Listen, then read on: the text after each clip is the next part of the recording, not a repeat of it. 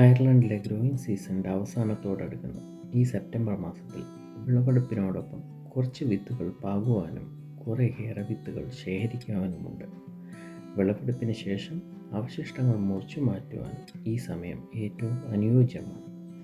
ഇങ്ങനെ വൃത്തിയാക്കുന്നതിലൂടെ ഈ വർഷത്തെ കീടബാധകൾ അടുത്ത വർഷത്തേക്ക് പടരുന്നത് തടയാൻ സാധിക്കും.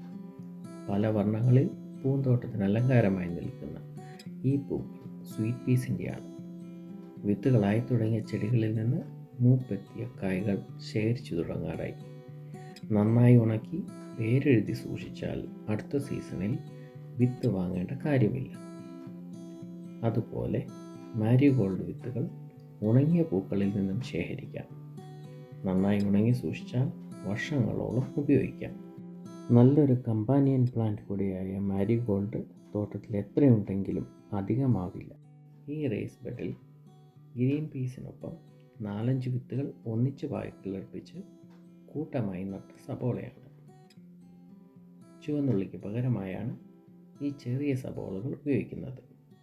ഇതിലെ ഇത്തിരി കുഞ്ഞന്മാരെ അടുത്ത വർഷം സീസണിൻ്റെ തുടക്കത്തിൽ നടുവാനായി ഉണക്കി സൂക്ഷിക്കും. ഓണിയൻ സെറ്റ്സ് എന്നാണ് അവ അറിയപ്പെടുന്നത്. ഈ വലിയവ അടുക്കളയിലെ ആവശ്യത്തിനായി ഉപയോഗിക്കാം. നിങ്ങളുടെ തോട്ടത്തിൽ ഓണിയൻ സെറ്റ്സ് ആണോ വിത്തുകളാണോ നടുവാനായി ഉപയോഗിക്കുന്നതെന്ന് താഴെ കമൻറ്റ് ചെയ്യൂ. സബോള പറിച്ചു മാറ്റി മണ്ണ് വൃത്തിയാക്കി പുതിയ കമ്പോസ്റ്റോ ചാണകമോ ചേർത്താൽ അടുത്ത വിളയ്ക്ക് മണ്ണ് തയ്യാറായി. പയർവർഗ്ഗ വിളയായ പീസിൻ്റെ വേരിൽ നൈട്രജൻ്റെ അംശം കൂടുതലുള്ളതിനാൽ അവ മണ്ണിൻ്റെ ഫലഭൂയിഷ്ടി വർദ്ധിപ്പിക്കും. അതിനായി വേര് മണ്ണിൽ നിർത്തി തണ്ട് മാത്രമാണ് മുറിച്ചു മാറ്റുന്നത്.